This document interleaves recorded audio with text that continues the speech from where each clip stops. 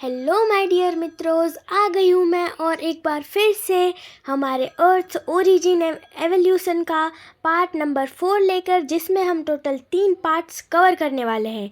पहला है अर्थ, दूसरा टॉपिक है बिग बैंग थियरी जो हमारी है वो, बस ये लास्ट थियरी है। इसके बाद आपको कोई थियरी परेशान नहीं करने वाली है, बस बिग बैंग थियरी, और उसके बाद है evolution of life.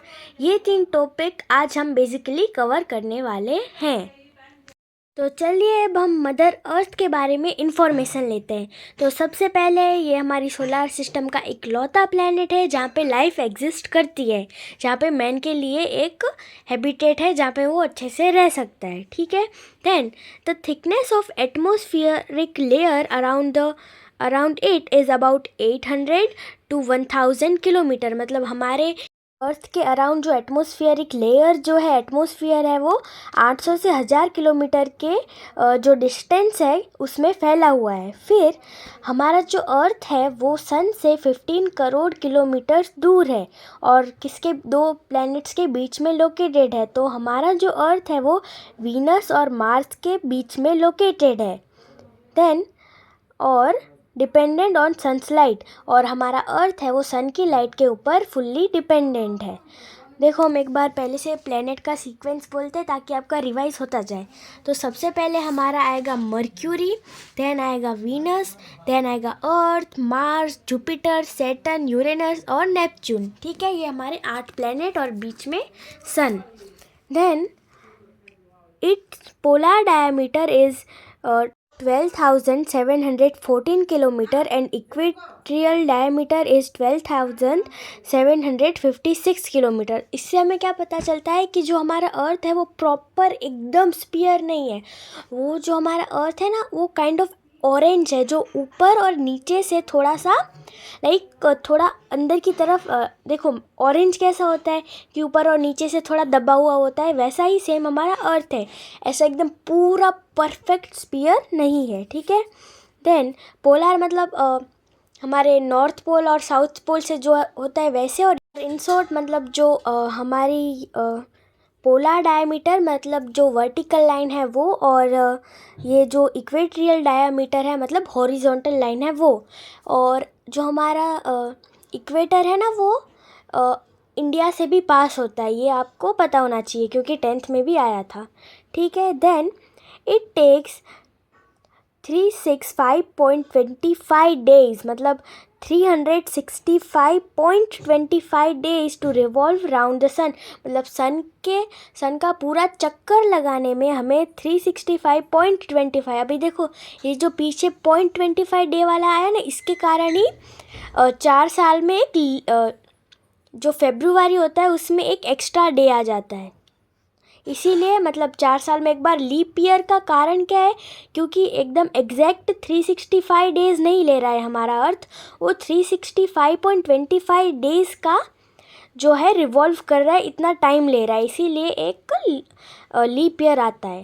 Then the earth rotates round its axis once in 24 hours from west to east. देखो, वेस्ट से ईस्ट की ओर जो है हमारा अर्थ वो अपनी ही एक्सिस पर घूमता है। ठीक है। और उसको अपना ही पूरा एक चक्कर लगाने में, मतलब अपनी ही एक्सिस पर घूमने में उसको 24 आवर्स लगते हैं। Its axis is included at an angle of 66.5 degree with respect to its plane of revolution। मतलब वो थोड़ा ऐसे टिल्टेड है 66.5 डिग्री। वो जो उसकी एक्सिस है वो, पता है हमारा अर्थ एकदम स्ट्रेट नहीं है, वो थोड़ा टिल्टेड है।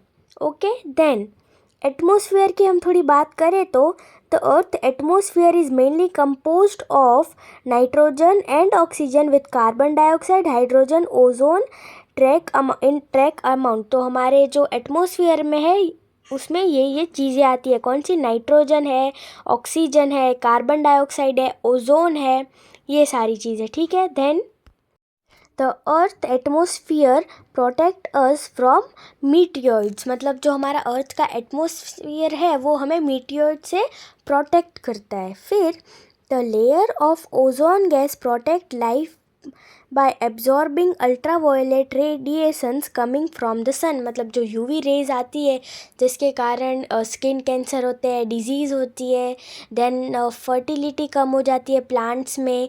तो इन सारे चीज़ों से कौन बचाता है हमें? ओजोन लेयर, क्योंकि वो जो है वो एक सील्ड काइंड ऑफ है जो अर्थ के अराउंड है और सन की हार्मफुल रेस से हमें और बाकी एनिमल्स को प्रोटेक्ट करती है। ठीक है, और देखो अभी ये वाले जो इमेज है उसमें मैंने अर्थ और मून साथ में रखा है। ठीक है, तो हमने अभी अर्थ पूरा जो है वो कवर कर लिया है। और एक बार अगर हम रिपीट करें तो सन से 15 करोड़ किलोमीटर दूर है। 365.25 डेज उसको सन के अराउंड रोटेट करने में लगते हैं, अपनी एक्सिस पर 24 आवर्स। फिर उसका जो एटमॉस्फेयर है वो 800 से 1000 के अराउंड किलोमीटर्स में फैला हुआ है एंड सो ऑन। ठीक है, इतना है। अब हम देखते हैं मून। मून में क्या है कि moon is the earth's only natural satellite where there is no life. तो देखो मून जो है वो हमारी अर्थ की इकलौती सैटेलाइट है और वहाँ पे कोई भी लाइफ जो है वो एग्जिस्ट करती नहीं है। ठीक है, अर्थ की वन एंड ओनली, और हमारे प्यारे चंदा मामा जो है वो अर्थ की ओनली सैटेलाइट है, नेचुरल सैटेलाइट है और वहाँ पे लाइफ एग्जिस्ट नहीं करती है। फिर the moon diameter is 3475 kilometre and it is distance about 385,000 kilometre from the earth. मतलब उसका जो डायमीटर है वो 3475 किलोमीटर जितना है और वो अर्थ से 385,000 किलोमीटर्स दूर है। ठीक है, मून हमसे इतना दूर है और उसका डायमीटर इतना है। देन देखो इसमें बहुत सारा न्यूमेरिकल जो वैल्यूज़ है वो आ रही है, बट आप बार बार इसको जब पढ़ोगे रिवाइज करोगे तो याद हो जाएगा। तो बहुत वरी वाली बात नहीं है यार, टेंशन मतलब होता जाएगा सब धीरे धीरे। देन मून है वो भी अपनी ही एक्सिस पर रोटेट करता है और सन के अराउंड रिवॉल्व करता है। फिर उसको रोटेशन और रिवॉल्यूशन करने का उसका जो टाइम है वो 29.5 डेज़ का है। ठीक है, फिर जो नील आर्मस्ट्रॉन्ग थे वो पहले व्यक्ति थे जिन्होंने मून पर अपना पहला कदम रखा। मतलब जो सबसे पहले मून पे गए थे, मून की सरफेस पे गए थे। और वो कब गए थे? तो 20 जुलाई 1969 में। ठीक है, 20 जुलाई 1969 में। Then its rock are mainly igneous. मतलब जो मून की सरफेस पे रॉक मिलते हैं वो इग्नीशियस रॉक है। फिर moons gravity is almost 1/6 of the earth, so everything weight lighter on the moon। मतलब जो मून की ग्रेविटी है वो अर्थ से कम है, इसीलिए वहाँ पे हर एक चीज़ हल्की लगती है। मतलब हम जाएंगे तो हम नॉर्मली चलेंगे तो वहाँ पे हम जंप करेंगे, लाइक वहाँ पे नील आर्मस्ट्रॉन्ग जी को तो काफ़ी मज़ा आया होगा जब वो गए होंगे। अब हम देखते हैं बिग बैंग थियरी। देखो हमारा अर्थ और मून कवर हो गया है, अब हम बिग बैंग थियरी देखेंगे, फिर इवोल्यूशन ऑफ अर्थ। फिर आज का ये जो पार्ट है वो कंप्लीट होगा और उसके बाद हम नेक्स्ट पार्ट में का वीडियो फिर आपको नेक्स्ट डे आ जाएगा। ठीक है, तो अब देखते हैं बिग बैंग थियरी। इसमें क्या है देखते हैं, चलिए। इन 20th century scientist tried to solve the mystery related to universe over and about that the earth and other planets। मतलब 20th century में सारे साइंटिस्ट सोच रहे भाई क्या आखिर हुआ क्या होगा कि ये अर्थ है, प्लैनेट्स है, ये सब बने कैसे होंगे। ठीक है, then presently the big bang theory about origin of universe is considered more modern। मतलब सबसे ज़्यादा अभी लेटेस्ट है और इसको ज़्यादा माना भी जाता है। फिर it is theory known as theory of expanding universe और it is an expansional theory। तो देखो बिग बैंग थियरी में ओरिजिन भी बताया गया है और एक दूसरी बात भी बताई गई है कि हमारा जो यूनिवर्स है वो एक्सपेंड होता जा रहा है। मतलब यूनिवर्स फैलता जा रहा है और बड़ा होता जा रहा है। ठीक है, then the Belgian scientist Georges Lemaitre give the big bang theory. किसने दी? जॉर्जे ने हमें जो है बिग बैंग थियरी दी। और कब दी?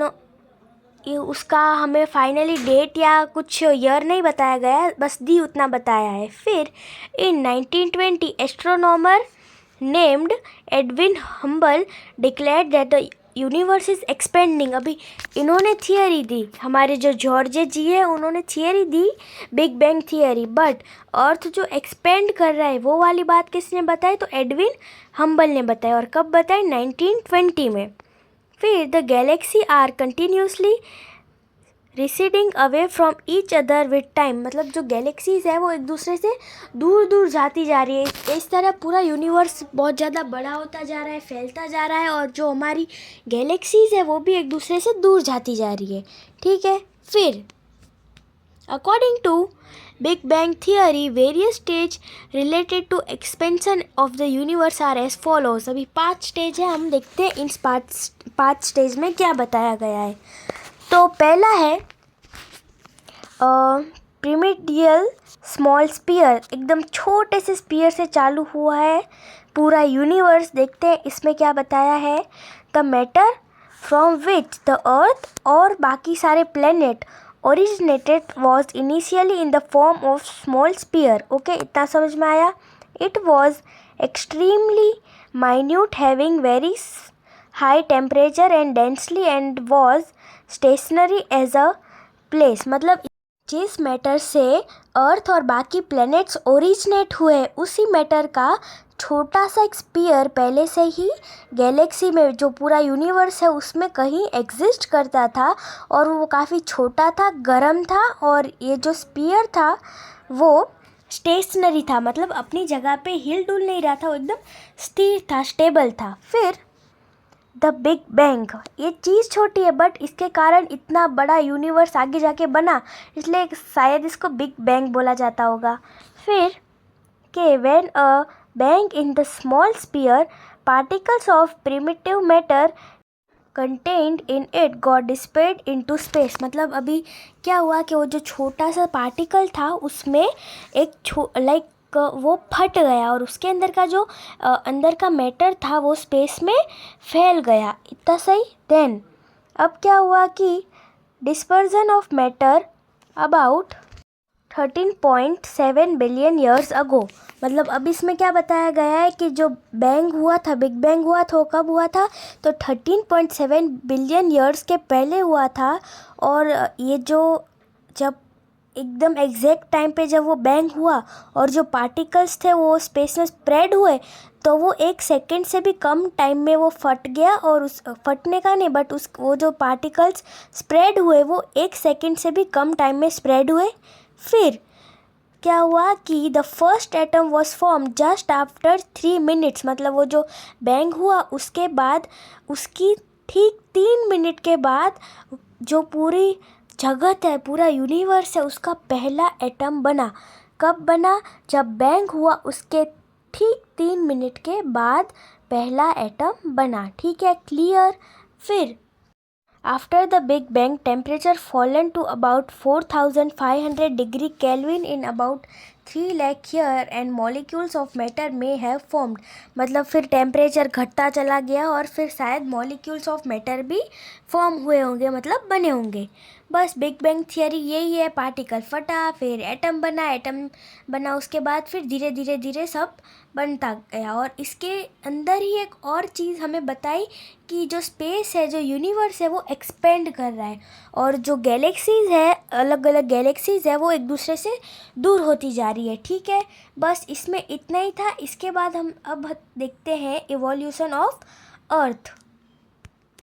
अब देखो इवोल्यूशन ऑफ अर्थ, तो ये कितने स्टेज में है? ये टोटल 5 स्टेजेस में है, और इसमें हमें टोटल 4 मेन टॉपिक समझाए गए हैं। कौन सा? एटमॉस्फेयर, हाइड्रोस्फीयर, लिथोस्फीयर और बायोस्फीयर। तो सबसे पहले हम देखते हैं कि in the past the earth was not in the same form as it is today, मतलब अभी जैसा अर्थ है वैसा वो पहले नहीं था। पहले जो अर्थ था वो मतलब बहुत सालों के पहले, मतलब अराउंड मिलियंस ऑफ ईयर के पहले, और धीरे धीरे धीरे उसमें चेंजेस आए, और फिर आज हमें जैसा अर्थ हमारे पास है वैसा वो बना। और जो अर्थ है ना, उसके एटमॉस्फेयर हाइड्रोजन और हीलियम थे, पर अभी के टाइम में ये एक एकदम लाइवली प्लेनेट है जहाँ पे ब्यूटीफुल लिविंग फॉर्म्स है और सब हंसी खुशी से रहते हैं, ठीक है। Several phenomena and process were responsible for such changes in earth form. बहुत सारे फिनोमिना, काफ़ी केमिकल प्रोसेसेस, काफ़ी एरप्शन, काफ़ी सारी चीज़ें हुई, उसके बाद जैसा अर्थ है अभी जिस फॉर्म में वैसा हमें मिला। अर्थ की जो सरफेस है ना उस पर मतलब टोटली अर्थ पर कितना वाटर है, तो 71% वाटर अर्थ की सरफेस पे है, ठीक है। इसीलिए हम इसको वाटरी प्लेनेट भी बोलते हैं, क्योंकि प्लेनेट की जो पूरी 100% सरफेस है उसमें 71% तो पानी ही है, इसलिए इसको वाटरी प्लेनेट भी बोला जाता है। देन अब हम देखते हैं सारे स्पीयर्स के बारे में। तो सबसे पहले एटमॉस्फेयर। तो the layer of air surrounding the earth is called atmosphere. Simple, जो लेयर एयर की जो लेयर है, जो अर्थ के सराउंडिंग में जो एयर की लेयर है उसको एटमॉस्फेयर बोलते हैं। देन जो huge water mass is known as hydrosphere. मतलब अर्थ की ऊपर जो काफ़ी सारा वाटर मास है, मतलब जैसे कि ओशियंस हो गए, लेक्स हो गए, रिवर्स हो गए, ये सब। तो जो अर्थ की सरफेस पे बहुत ज़्यादा जो लैंड वाटर मास है उसको हम बोलेंगे हाइड्रोस्फीयर। जो अर्थ के सराउंडिंग में एयर का जो पूरा लेयर है उसको हम बोलेंगे हमारा एटमॉस्फेयर। फिर जो अर्थ की सरफेस पे जो वाटर मास है उसको हम बोलेंगे हाइड्रोस्फीयर। और फिर the solid layer on the earth surface, जो क्रस्ट हम जिसको बोलते हैं उसको हम लिथोस्फीयर बोलते हैं। जो अर्थ के ऊपर जो सॉलिड लेयर है, जो क्रस्ट है, उसको हम लिथोस्फीयर बोलते हैं। और इन तीनों लेयर का जो एकदम क्या बोलते हैं कि कंबाइन होना, और इस यहाँ पे ह्यूमन लाइफ एग्जिस्ट करना, बाकी सारे क्रिएचर्स, बाकी सारे ऑर्गेनिजम्स एग्जिस्ट करना और सब साथ में हैबिटेट में रहना, उसको हम बोलेंगे बायोस्फीयर, ठीक है। इन सब का कॉम्बिनेशन और जहाँ पे लाइफ एग्जिस्ट करने वाली प्रॉपर जगह, जो काफ़ी लोगों की हैबिटेट है, काफ़ी ऑर्गेनिजम्स की हैबिटेट है, उसको हम बोलेंगे बायोस्फीयर, ठीक है। अभी नीचे वाला हमारे टॉपिक नहीं है, बट हम थोड़ा समझ लेते हैं कि सबसे पहले हमारा जो अर्थ था वो एकदम हॉट, एकदम आग का गोला था पूरा। फिर धीरे धीरे टेम्परेचर डिक्रीज़ हुआ, उसके कारण क्या हुआ कि जो इवापरेशन हो गया, और फिर रेन हुई, रेन के कारण वाटर मास जनरेट हुए, और फिर धीरे धीरे धीरे धीरे करके हमारे पास जो प्रेजेंट अर्थ है वो आया।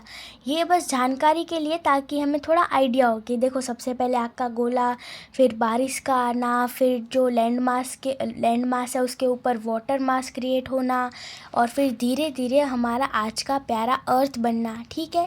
तो इसी के साथ हमारा पार्ट 4 कंप्लीट होता है, और बस हम और एक पार्ट 5 बनाएंगे, और इसके बाद हमारा चैप्टर जो है वो कंप्लीट हो जाएगा। और कहीं पे भी अगर आपको डाउट लगे तो प्लीज़ मुझे कमेंट में पूछना।